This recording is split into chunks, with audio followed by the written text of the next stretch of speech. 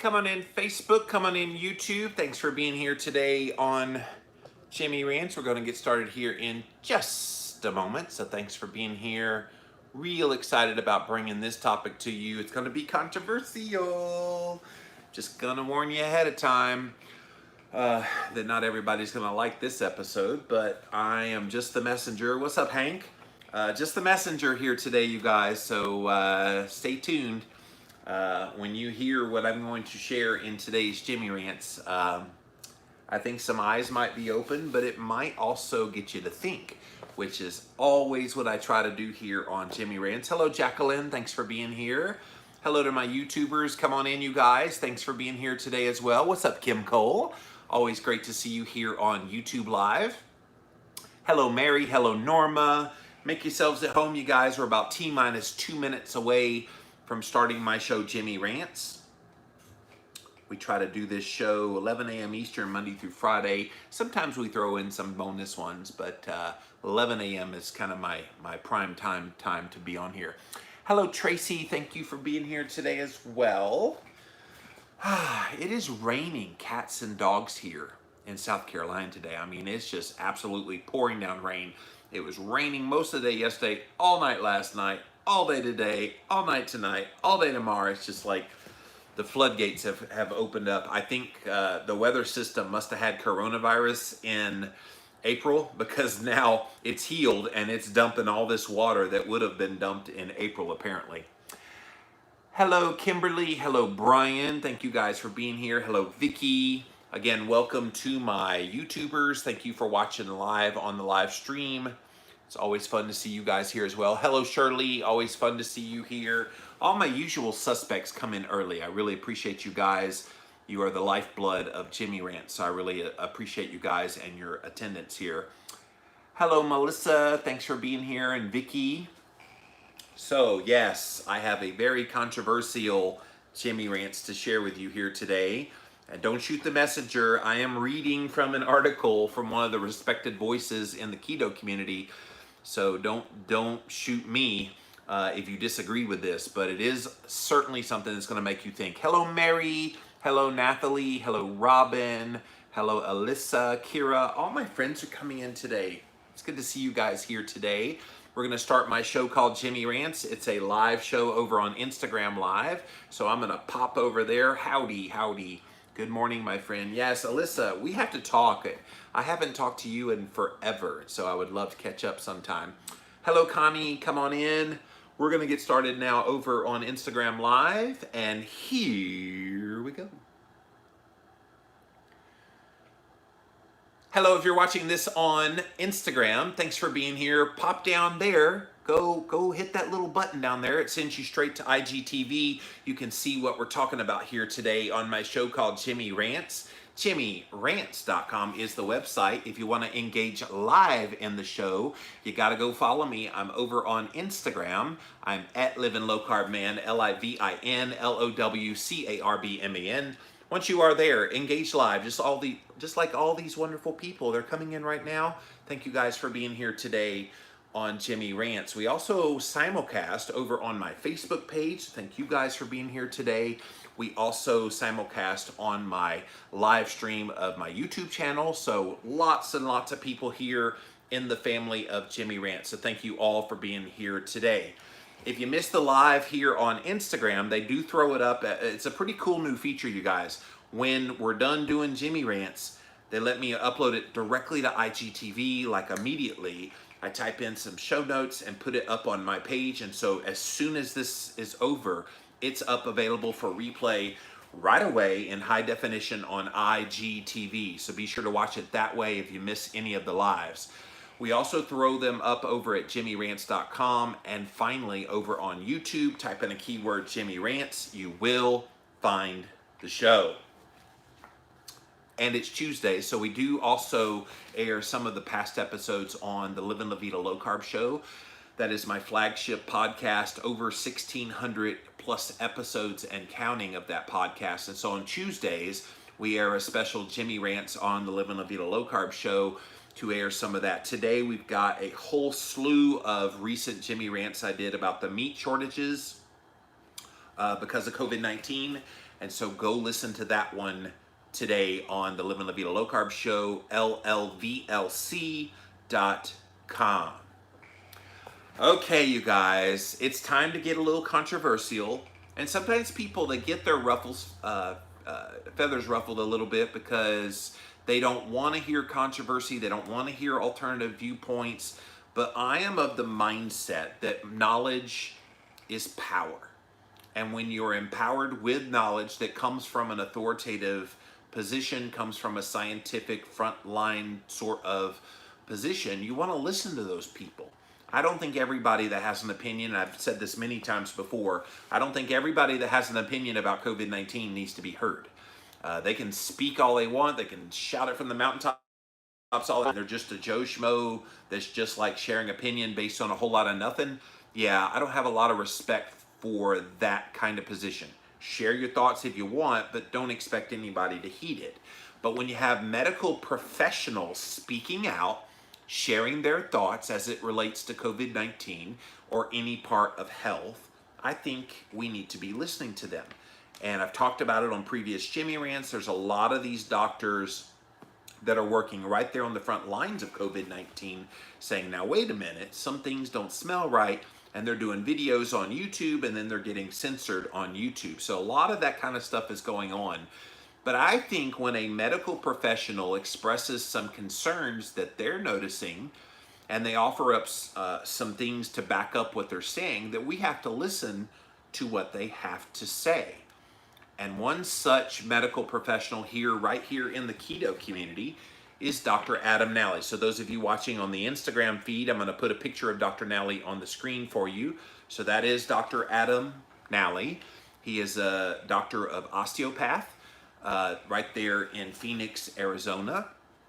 I have known Adam for many years. He and I have been really good friends. When I first started blogging, and then I started attending some of the obesity conferences, he was a young doctor at the time, just getting his feet wet in obesity medicine and what it all means. He was just learning about the ketogenic low-carb diet. And so he and I have gotten to be good friends over the years. He and I used to co-host my show called Keto Talk. It's now called Real Talk. I do it with Will Cole now. But back then, we first started with, it was Keto Talk with Jimmy Moore and the Doc. Well, Dr. Nally was the Doc. And then a couple of years ago, he and I put out this book called The Keto Cure, all about a low-carb, high-fat diet to so many of the common health ailments that people are dealing with. So this is somebody I'm abundantly aware of, his nutritional health philosophy, and personally as an individual. And I know that since the beginning of this COVID-19 all went down, he has been concerned about a lot of things regarding this. And if you follow him, he is Doc Muscles here on Instagram. He's over here on Facebook. He's got a Facebook page. Look him up. I put the link in there. For Adam Nally, just look up his name and you'll be able to see what he's been writing on his page. But today, I want to read from a post from his blog. His blog is at docmuscles.com, DOCMUSCLES.com, where he makes the argument why we no longer need to be worried about COVID-19. Now, this is going to be controversial, so I'm going to warn you ahead of time. By me bringing this to you, don't assume that I necessarily agree with everything Adam says in his blog post. I think information is powerful, and when you have knowledge, then you can make good decisions based on that knowledge that you have. So let's hear what Adam has to say, and then base your feedback on that after you hear what he has to say. So you guys ready? It's going to be a little bit rocky, but here we go. 5 months after the largest variant of the 5 coronavirus subtypes appeared with its ugly little glycoprotein envelope and infective RNA fusion peptide coating, many states and countries are still in quarantine or lockdown. Initially, because of the rapid infection rate that was seen in Italy and China, health experts recommended quarantine of the general population as a means for keeping hospital systems and medical providers from being overwhelmed. However, the overwhelm has been quite underwhelming. This begs the question for 4 very important questions that we need to be asking at this point. Number one, should we still be quarantined? Number two, should we still be wearing a mask when we go out in public? Number three, should businesses still be shut down? And number four, should we all be waiting on a vaccine? This is the first time in history that a large-scale quarantine of the healthy all across the country has ever been used. The sole purpose was to control the number of severe cases that would require intensive care and ventilator use. Multiple mathematical models predicted that hundreds of thousands would be dying here in America based upon the statistics out of Italy and China. If you're just joining us, I am reading from a blog post by Dr. Adam Nally. He's one of the ketogenic doctors here in the keto community. And he's making the argument that we don't need to be worried as much about COVID-19 anymore. And it's time that we end the quarantine, we end the mask wearing, and we open back up businesses. So let me continue. In early February 2020, we were concerned that risk of death as high as 5.5% was in the initial data out of Italy and China. Limited N95 masks and protective equipment was available. In agreement with the CDC and the WHO, I recommended that everyone wear a mask, take drastic infection precautions, and quarantine as a means for preventing the risk of transmission. So that was his initial reaction, Dr. Nally, when all this started to go down. Because viruses like COVID-19 and influenza are so small, a single layer cloth mask has only been shown to decrease your risk of viral infection by about 1 to 2%. Triple layer cloth masks with central interfacing layer gave up a 20% reduction of infection risk based on the studies we have in the literature. At the time, any protection was better than no protection. So when this all went down, Dr. Nally was fully on board with doing all the things, the social distancing, the wearing the mask, and the quarantining, all the rest.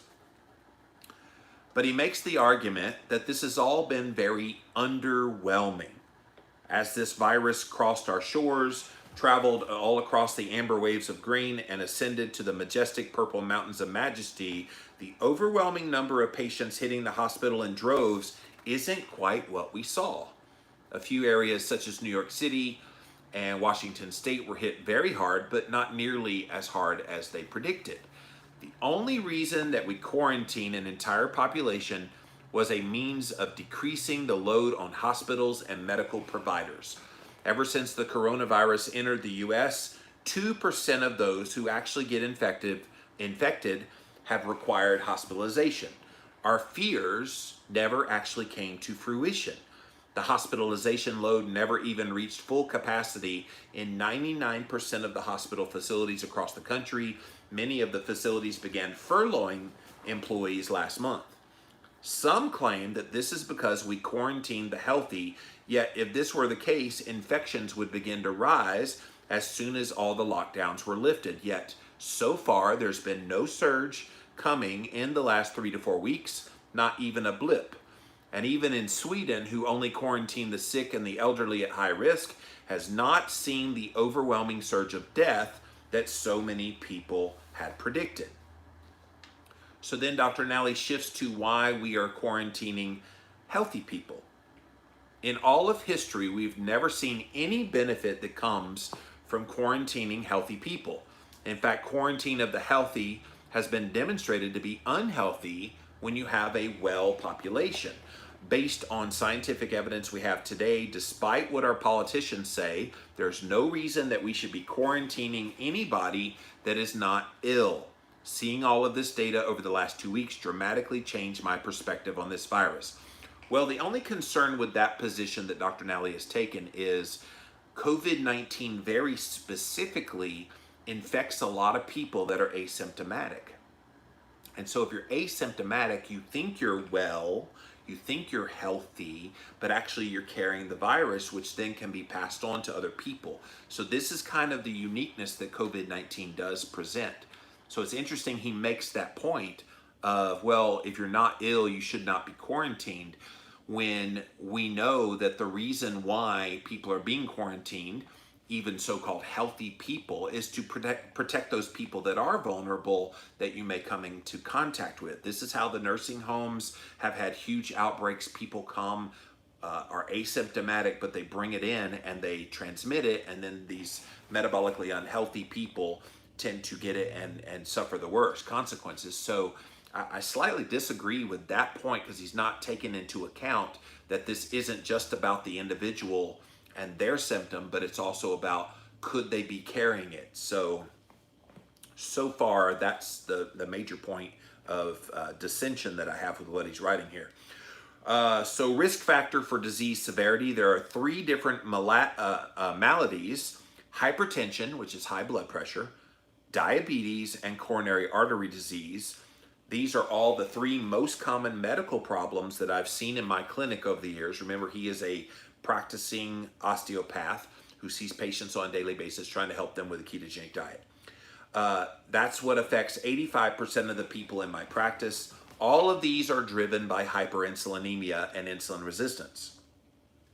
Hyperinsulinemia is defined as an elevated insulin production that is 2 to 30 times normal when you ingest any kind of carbohydrate or starch. It starts 15 to 20 years before the onset of type 2 diabetes and is the cause of hypoglycemia, as well as elevated fasting blood sugar, prediabetes, metabolic syndrome, chronic kidney disease, idiopathic neuropathy, hypertension, and coronary artery disease. Again, we've talked about this before on Jimmy Rants. All of those things are a part of the exact same disease process called insulin resistance. Elevated insulin, even in small elevations, puts a load on the immune system, and the higher your insulin response to starches or sugars, the more likely you are to have hypertension, diabetes, and heart disease. We found that those who have elevated insulin levels and those who are over the age of 45 with a stressed immune system are the ones that are most susceptible to getting the most severe infection as a result of getting COVID-19. We also know that those who do get severely ill are those over 45 with immune system compromise, which includes hyperinsulinemia. A very interesting fact that was published in The Lancet. This was a recent study.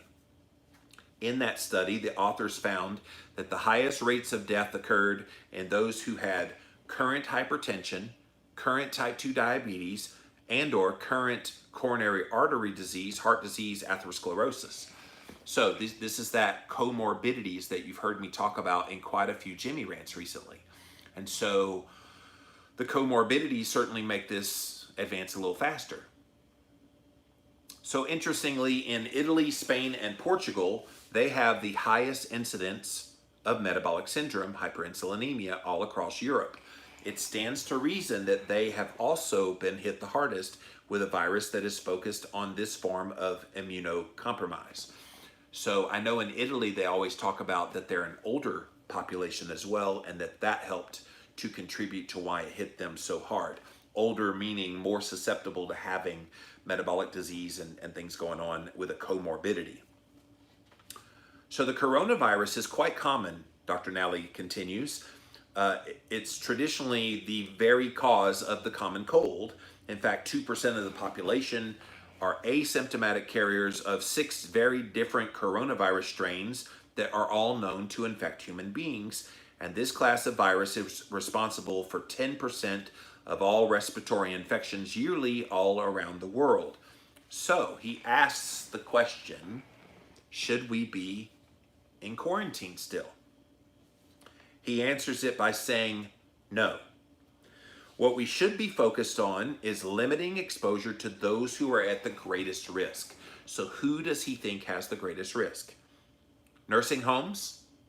What did I read a statistic the other day? 1/3 of all the deaths from COVID-19 are a result of nursing home deaths.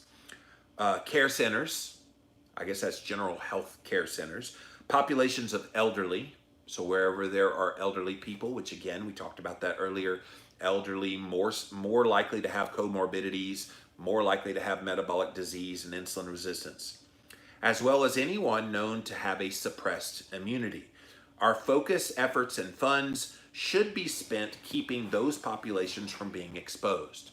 So if we're going to quarantine any group, it's going to be nursing homes, care centers, elderly, and those with a suppressed immunity. How about mask wearing? Dr. Nally has very clear thoughts on this one as well. As we noted above, cloth masks provide only very minimal protection from bacteria and almost no protection from viral infections, 1 to 2% with a singular mask covering. He said even if you did a triple covering, it still only protects you with a 20% rate, which means you're 80% possibly exposed. Because we now know that the virus is similar to the influenza in terms of the risk of death, a generally healthy population should have no need to wear any masks. Wearing of a mask actually increases the likelihood of infection by increased frequency of touching your face. It was so funny. I saw a meme yesterday where they had Dr. Anthony Fauci, the big coronavirus task force leader, and he was wearing a mask at one of these recent conferences, and they showed every time he touched his face, moving the mask, and they showed him touching his mask, and they're like, that's literally how you spread the disease, is you grab the outside of the mask, even if you're just adjusting it, but if you touch any part of the outside of the mask, and then it ends up in your eye, nose, mouth, whatever, to get into your body, you've been exposed. So it is kind of interesting. It also perpetuates a climate of risk, fear, and implies that if required will be covered cost of medical provision at the state and federal level. And so, so Dr. Nally has the meme with Dr. Fauci touching his mask. So there's where Dr. Fauci is literally touching all over his mask at a recent press conference. You can see where he's picking his nose in one of them, scratching his ear. Yeah, he's doing all kind of stuff. The mask wearing thing, it's just fascinating to me when I have been out and about watching people wear the mask. I think the other kind of thing with wearing the mask, which if you want to wear a mask and you feel safer that way, that's great. But when I've been out and about, I think it makes people feel overly confident that they're protected. And I don't think they realize the risks that come with wearing the mask and even like protecting other people from you. I don't think they're honoring that physical distancing that you should be doing and some of the other things. So I think wearing the mask might have somewhat of a counterproductive result. So in a way, I'm sort of agreeing with what he's saying, because we don't really have kind of a standardization of what it's actually doing and what the purpose is and how to do it properly. See, this is the problem. When COVID-19 hit, this was so new, we all immediately had to become immunologists. Like, did you kind of have to have the immunology 101? Like, here's what you do in case of. It's almost like we had the masks behind a little piece of glass and we took the hammer to break the glass and pulled the mask out, and then we're like, now what? What do we do with this? So yeah, it's an interesting argument right now. If you just joined us, I am reading from an article from my friend Dr. Adam Nally. He's one of the keto doctors out there in the keto community, so go check him out. He's at Doc Muscles here on Instagram. You can look him up, Adam Nally, here on Facebook. But he's calling for an end to the quarantine, an end to wearing masks, and we need to open up businesses again. And he's making the argument in his blog at docmuscles.com. So we're going to continue reading. There are a number of other medical problems, including an exacerbation of headache and migraines that occurs with the chronic use of a surgical as well as N95 mask. Those who have COPD, mask wearing can exacerbate hypercapnia, which is an increased carbon dioxide level causing slow respiration, confusion, and fatigue. Mask wearing can also have a causal factor in chronic hypoxia, which is a reduced oxygenation, which has been shown to increase the risk of your cancer to grow.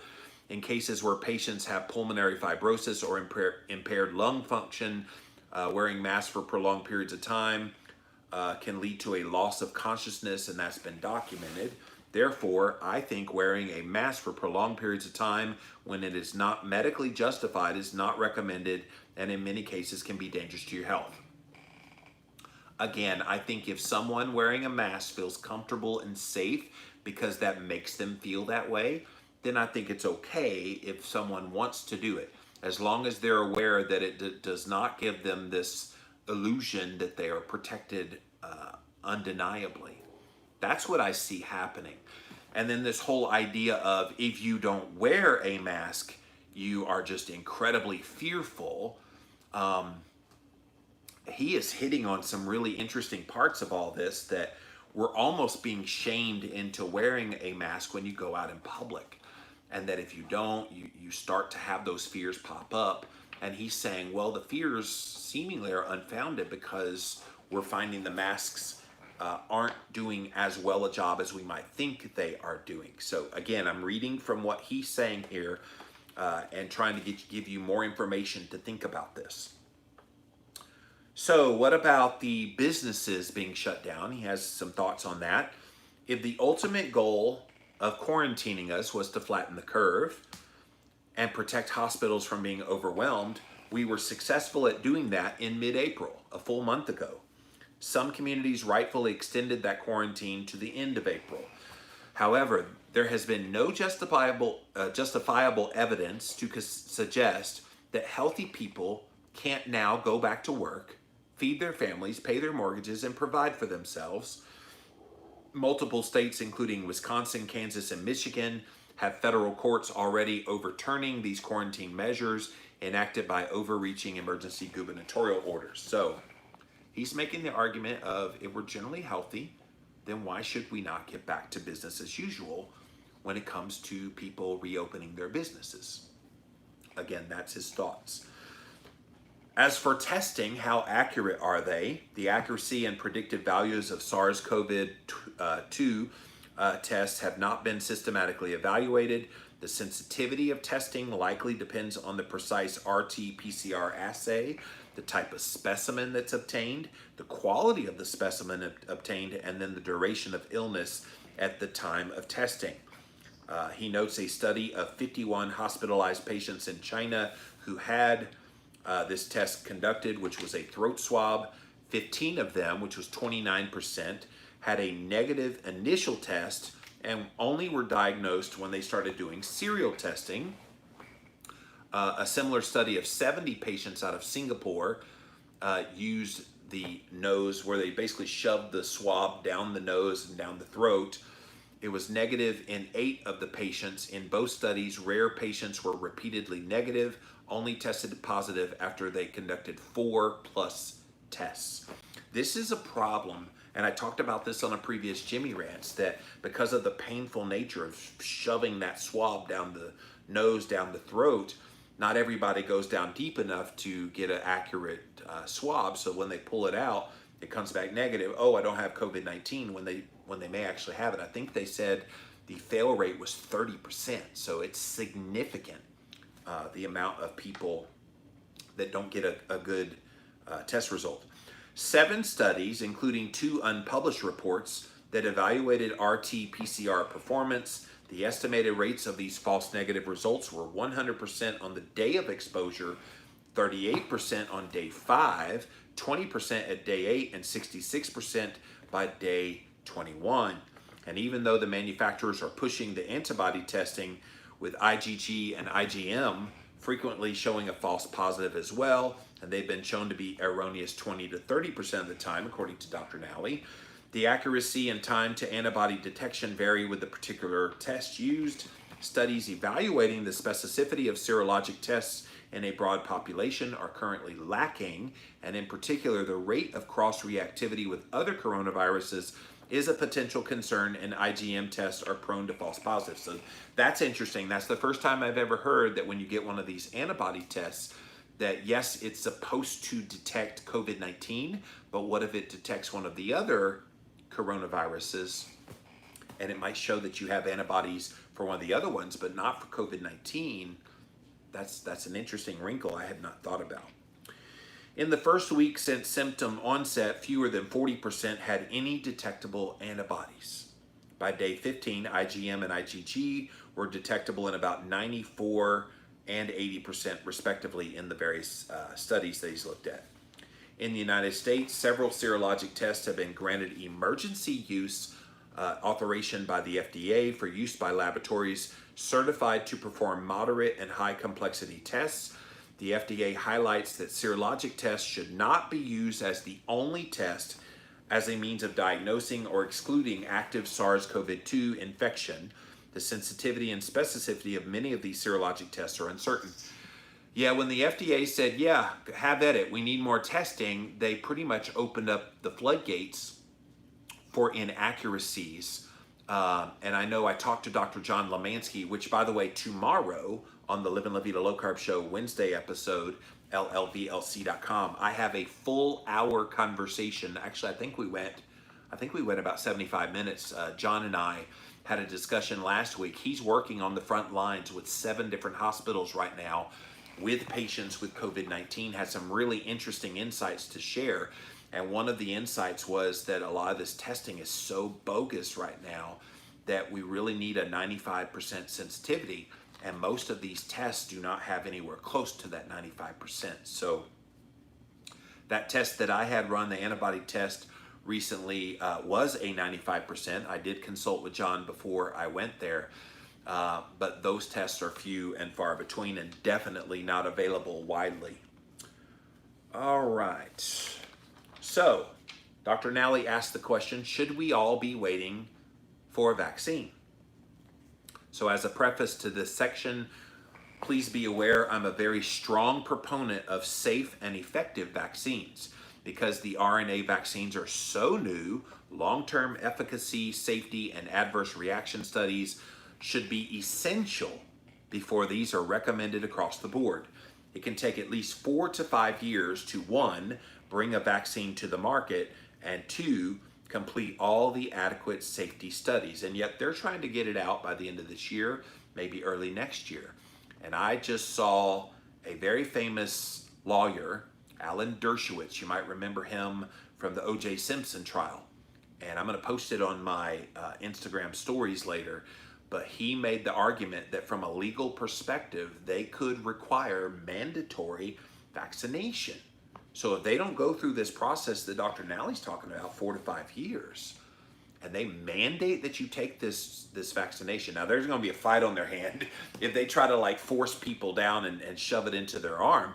Yeah, there are going to be a lot of people fighting that one, but it's not something to be rushed. So that's what he's saying. Should we be waiting for that period? So let's start by looking at the effectiveness of current RNA viral vaccines. The most common one currently used is for the influenza. It's called quadrivalent, and it has 4 different flu strains in it, and a high dose has 5 flu strains in it.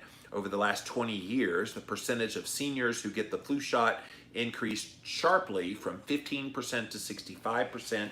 It stands to reason that flu deaths among the elderly should have taken a dramatic dip as a result of this increase in the flu vaccinations each year.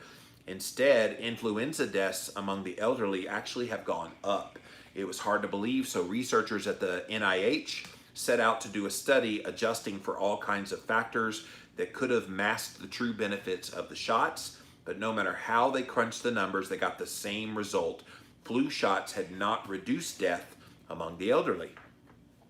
It's not what health officials had hoped. I was shocked when I read about these studies demonstrating that yearly flu vaccine for those over 65 does nothing to actually reduce their chance of dying.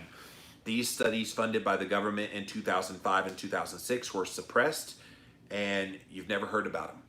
Yet the CDC still emphasizes to the elderly to go get your flu shot. One reason that these vaccines are ineffective is that viruses like influenza and coronavirus are highly antigenic. What that means is there are hundreds of strains and the virus constantly is changing rapidly. Influenza has over 600 strains alone. The current high-dose vaccine only covers 5 of those 600 strains. SARS-CoV-2, which is COVID-19, is known to have over 160 strains. There are too many rapid mutations to neatly trace a COVID-19 family tree. According to Peter Forster, a geneticist at the University of Cambridge, we used a mathematical network algorithm to visualize all the plausible trees at the same time. His research identified 160 genomes within the hundreds of additional variants of the 3 central COVID-19 strain variants.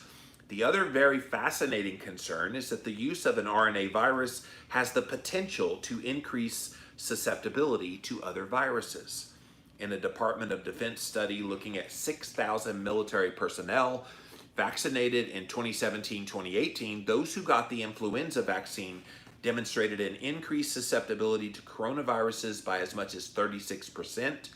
Non-influenza virus susceptibility went up by 15%, and a human metapneumonia virus susceptibility went up by 59%. So they took this vaccine for influenza, and it made them much more susceptible to other forms of coronaviruses, which I thought was really interesting. A second influenza study demonstrated an increased risk of para-influenza virus in adults by 4.6% increase in vaccinated adults, 2.6% increase of unvaccinated adults. Though the researchers dismissed it as a calculation error, the p-value reflects that the vaccine played the same role, or some role, in that increased susceptibility. So what about herd immunity? This is something Dr. Nally had some thoughts about as well that I think you'll find interesting. Do the math on a vaccine that covers only 4 out of the 600 strains, like the quadrivalent influenza vaccine. For a vaccine to create some kind of a herd immunity, currently being touted across the airwaves as the way for us to all return to normal, it would require the average human being to be vaccinated every single year for 100 years. Then it would take 200 to 400 years after that to create a semblance of herd immunity. And that's after 4 to 5 years of studying the safety of a vaccine over large populations. Influenza and HPV, the two most widely used RNA vaccines, still have a number of post-market adverse reactions, which includes Guillain-Barré syndrome, GBS, convulsions, febrile convulsions, myelitis, which includes encephalomyelitis and transverse myelitis, facial palsy, which is Bell's palsy, optic neuritis, neuropathy, brachial neuritis, syncope, which happens shortly after vaccination, dizziness, and paresthesia. Though these adverse events will occur more rarely, it is essential that you know that these are the risks that come from these newer RNA vaccinations. So, in conclusion, and then I want to see what you guys have to say here in a minute, our focus should be shifting to protecting the elderly and the immunocompromised. The evidence does not support any quarantine of the healthy. The evidence does not support any kind of general public mask wearing, and there's no evidence that continued business closure is beneficial. So what can we do? Reduce your risk of hyperinsulinemia is number one. And we've talked about that a bit. Some of the risk factors, the comorbidities, the things that people who are susceptible to the most severe symptoms, they need to get their metabolic health in order because we're seeing some kind of a correlation with that. He, of course, being a ketogenic doctor, recommends a carbohydrate-restricted diet, along with exercise, controlling your blood sugar, controlling blood pressure, improving your cholesterol, and limiting risk factors that suppress your immune system. Quit smoking and quit vaping immediately. Actively engage your congressman. Ask what they're doing to protect seniors, nursing homes, and shut-ins. Let your governor or mayor hear your voice. Tell them about what the damage to your livelihood has happened as a result of this. Educate yourself about your civil liberties and don't take them under the guise of an emergency. Don't let anyone take them. And then finally, ensure all your loved ones, especially the elderly and immune suppressed, understand all the truths about their risk of infection. Don't be afraid to go outside and be a human again. Again, Dr. Adam Nally, DocMuscles.com. The title of his blog post, Why You Shouldn't Worry About COVID-19 Any Longer.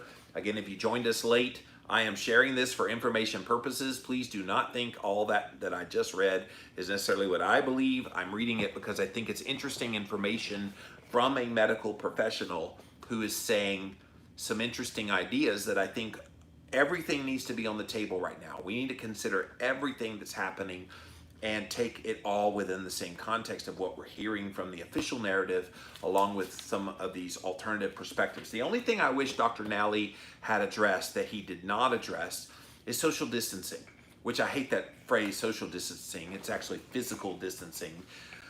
He didn't say anything about being 6 feet apart from other people. I know I'm still actively, when I'm out and about, not getting within 6 feet of people. Although at Sam's Club, all those people wearing those masks, but then they're like all on top of each other. I was literally standing in line to leave because they gotta like check your receipt on the way out the other day, and this person came right up behind me within like a foot. And I'm like, can you please back up? Like I was like 6 feet, 8 feet behind the person in front of me, and this guy comes right up behind me. I'm like, dude, you're killing me, man.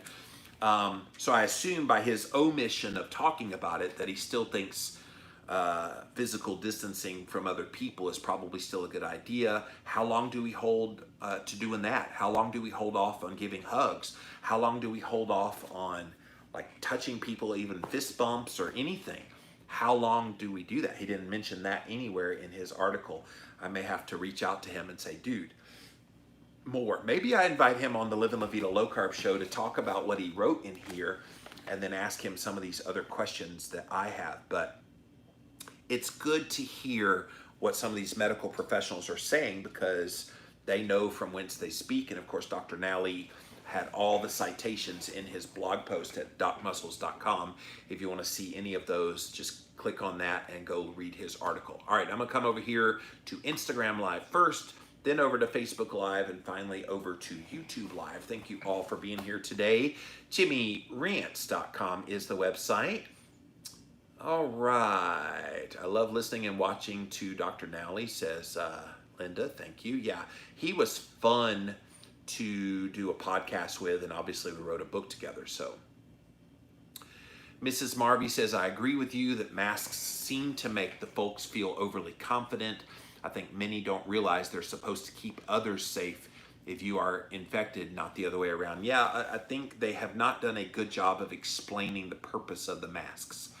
A lot of people think, oh, I'm wearing a mask because I don't want to breathe in and get COVID-19, even though your eyes are still exposed and you could still get droplets through your eyes, which is kind of funny.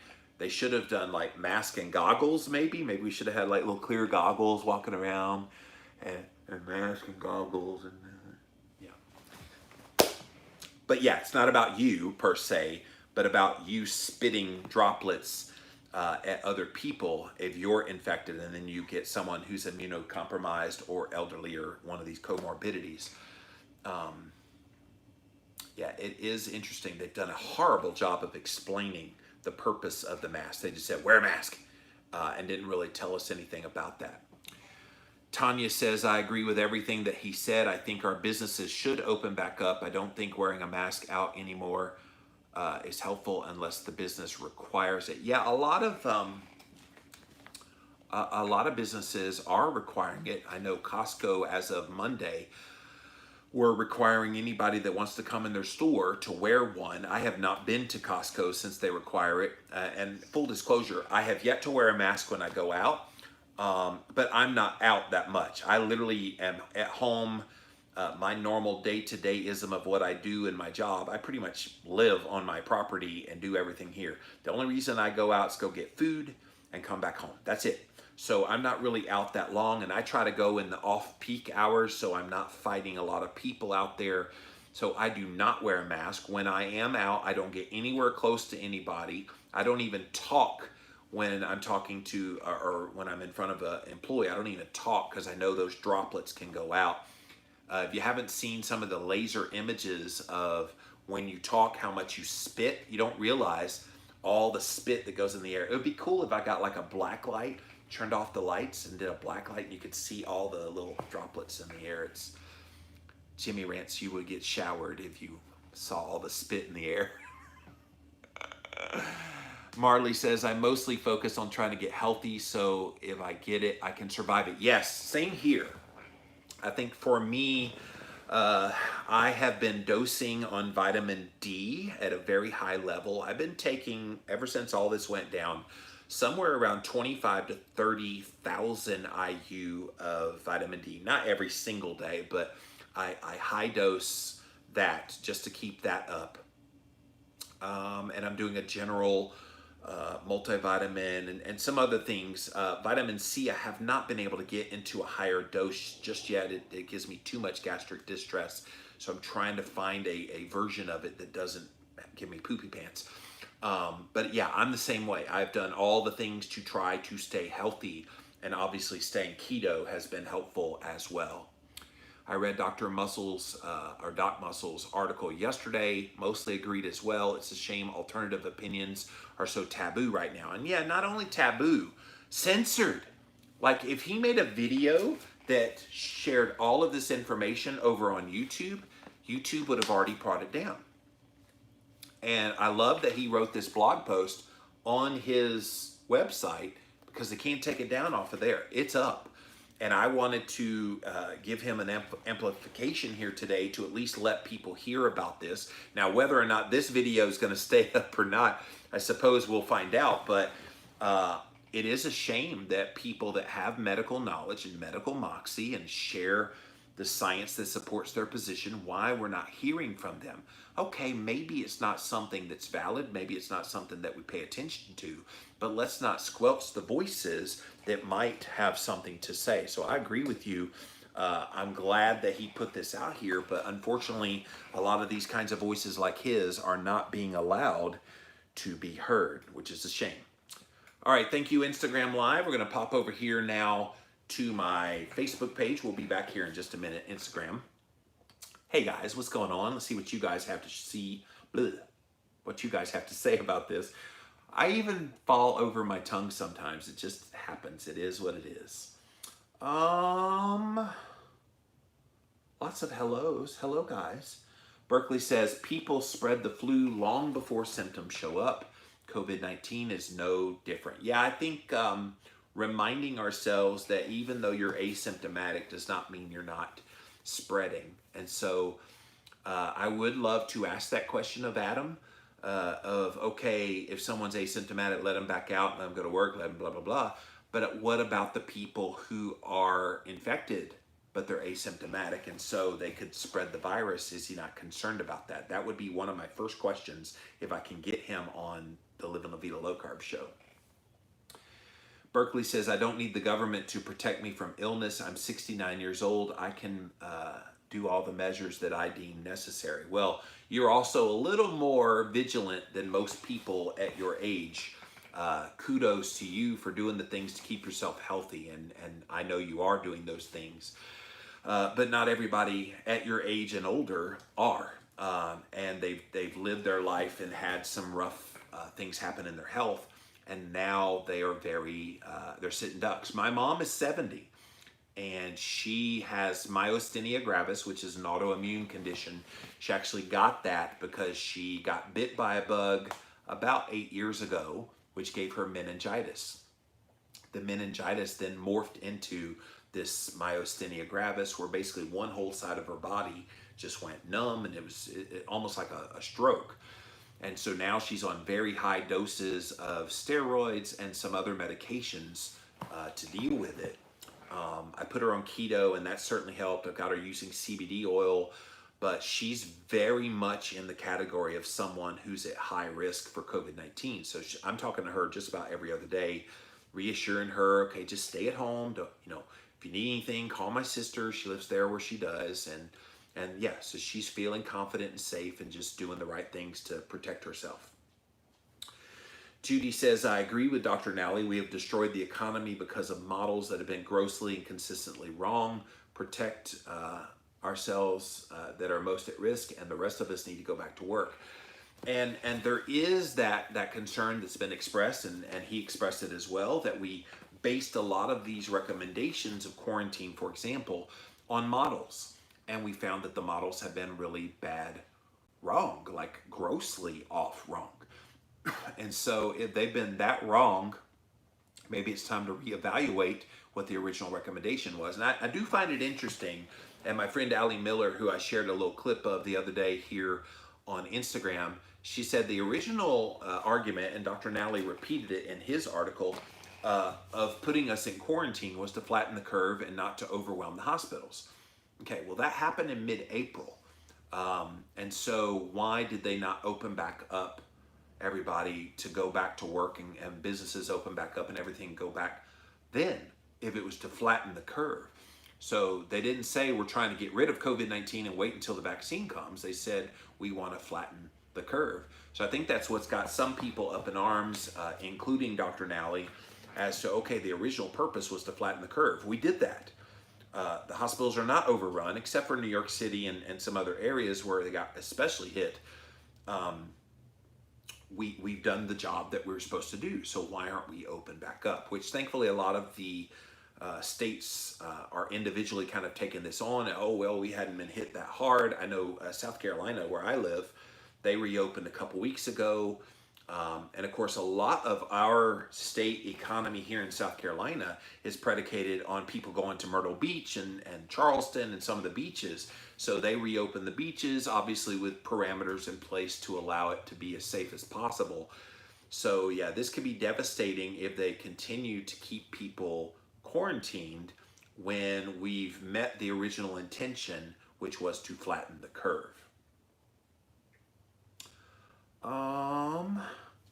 Mitzi says this disease has a 99% recovery rate.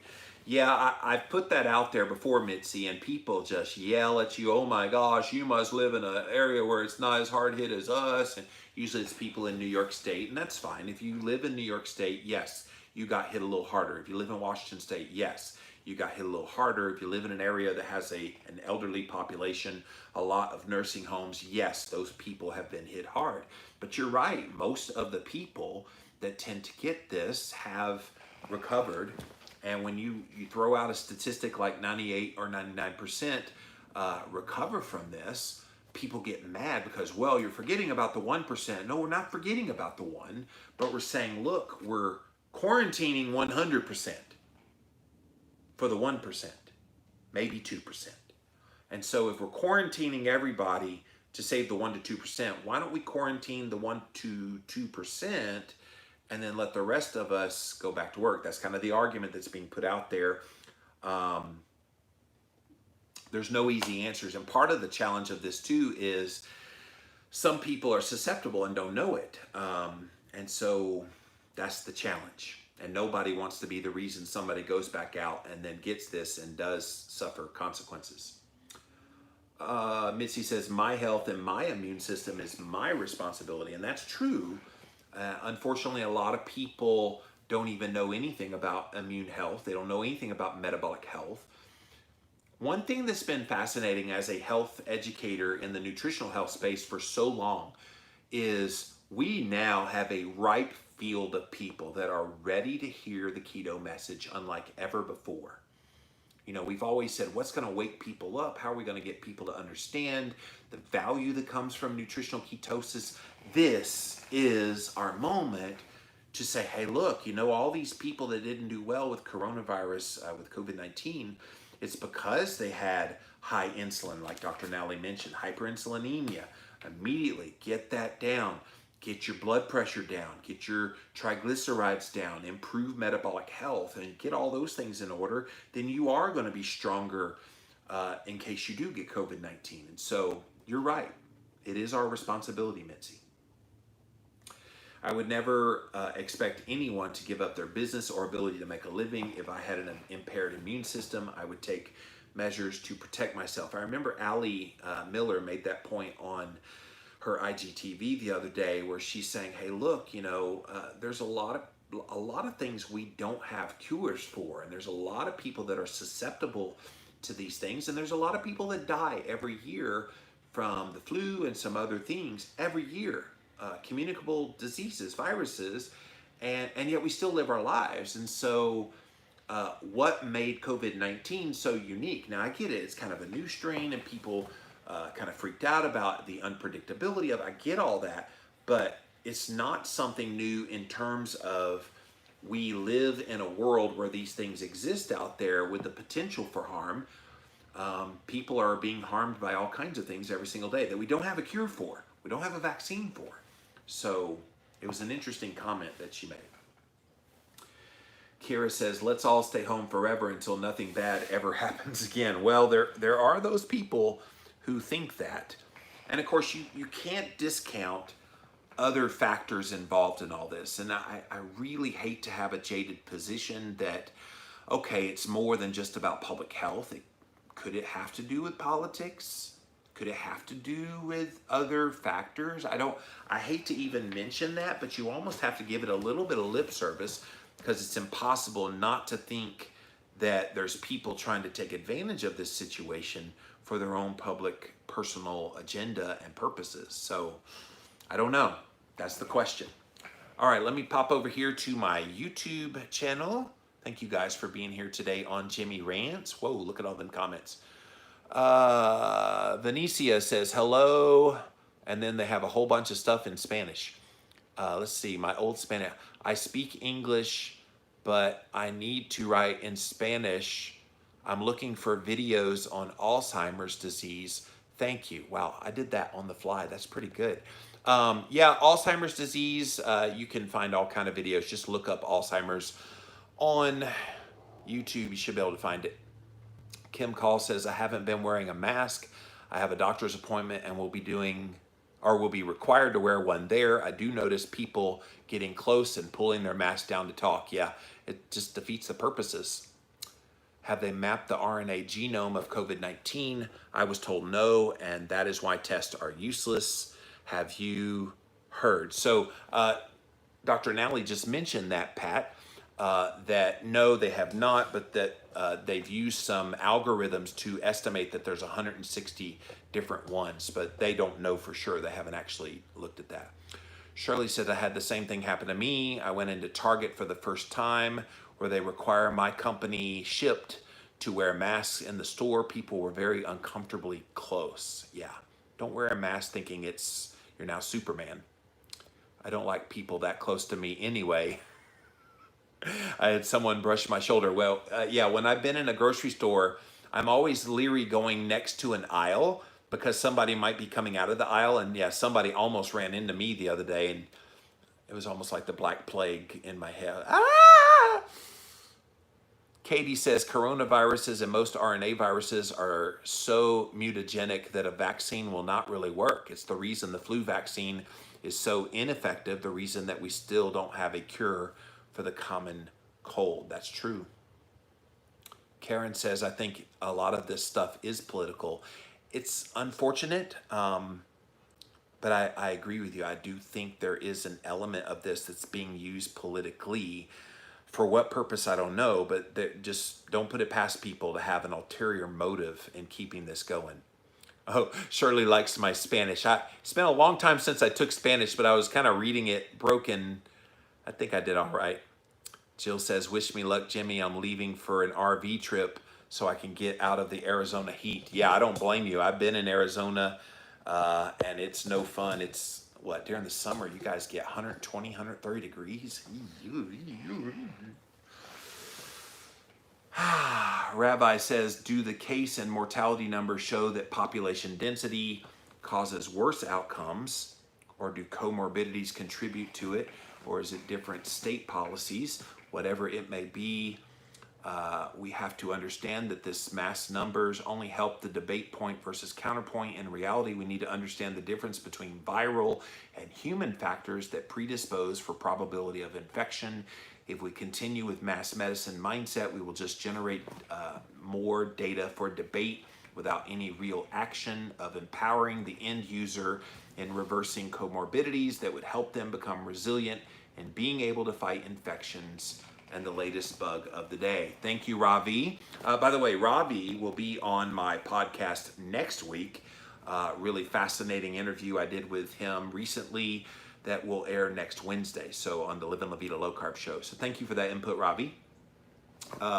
Sarah says, my brother-in-law just passed on Saturday of COVID-19. He was in a home, 69 years old, compromised immunity, but nevertheless, it's real. Yeah, and I'm sorry for your loss. It's unfortunate that there are so many people who are immunocompromised, who do have these comorbidities and the other factors that Dr. Kembapali just talked about. So sorry about that happened, and I certainly hope that there is something that happens that changes this for people. All right, let me come back over here to my Instagram page, see what you guys have to say. I think I saw a few more come in.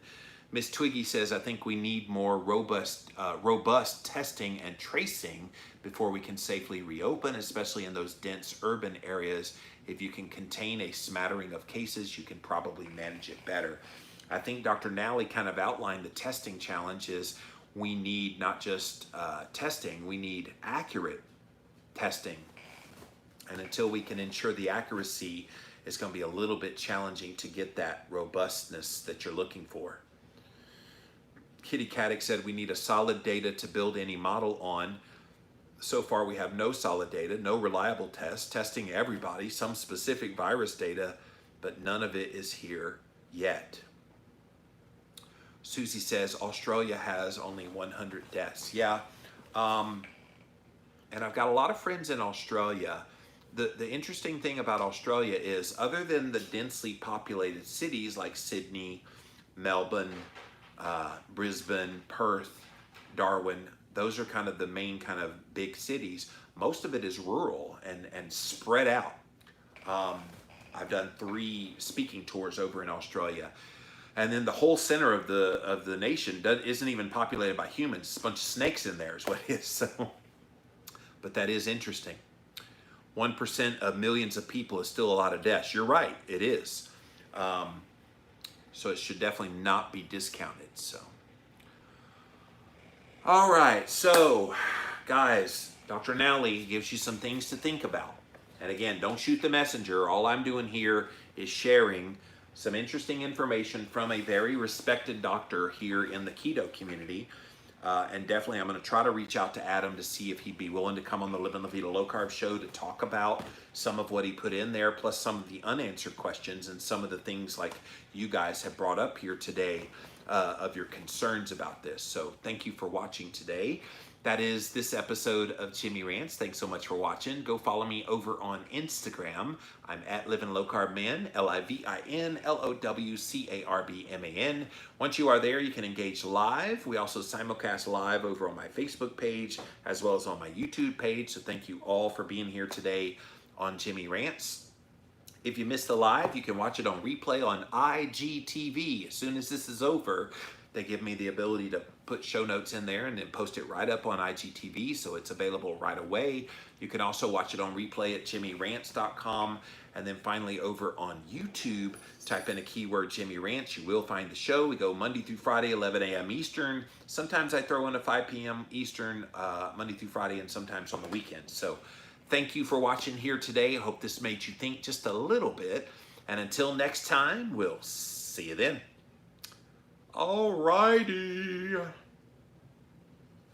Set that to the side. Come talk to you guys a little more. Unfortunately, I do not trust the government to give accurate numbers, says Tracy. Yeah, unfortunately, this is a problem because they have set themselves up as kind of the purveyors of all knowledge on this. And so who do you believe? And, you know, are people willing to trust the government? I don't know. I don't think that most people do trust the government anymore. And quite frankly, they've done things, and the government is kind of an esoteric kind of entity. Who are we talking about? Are you talking about the president? Are you talking about the Congress? Who are we talking about? The government. It's almost become a boogeyman to just, well, it's the government's fault. Well, who's the government? So, but yeah, you're right. A lot of people don't. They don't trust them. Let's see, I saw a comment come in over here on YouTube. Politicians and media moguls giving us medical advice, not cool. Yeah, a lot of people don't like that people like Bill Gates are so heavily involved in this, because he's definitely not a medical anything, but he's definitely on the forefront of this vaccine they're trying to create.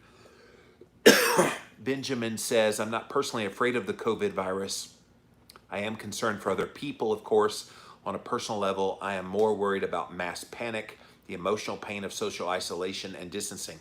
I have talked about that from the very beginning, Benjamin, that my concern is much less about COVID-19 and more about the mental health collectively of people, like you said, that have been kind of, they've lost their jobs, they're running out of money, they're having emotional breakdown. There's just a lot of like negative stuff going on. And so that is my concern too. What? Yeah? One of my cats is talking to me. Hang on a second. Peaches, what are you doing? Come here, baby girl. And she goes behind the couch. So. But yeah, I share your concern about the emotional impact that all this has happened. Spiral says, I'm convinced that nobody knows anything, and I'm just going to err on the side of caution where I can. I personally have worse problems to deal with this virus. And you're not alone in that thinking. There's a lot of people that say, hey, I'm just trying to get by right now. I've got real problems outside of this. Now, that's not to say that COVID-19 is not a real problem if you were to get it and potentially had some adverse reaction to it. But you're right. There are a lot of people dealing with a lot of things. And this is not necessarily at the top of their list. So, all right, I have a podcast to record here in less than an hour, so I need to get going to that. So thank you for joining us today. And until next time, Facebook, we'll see you then. Bye, YouTube. Thanks.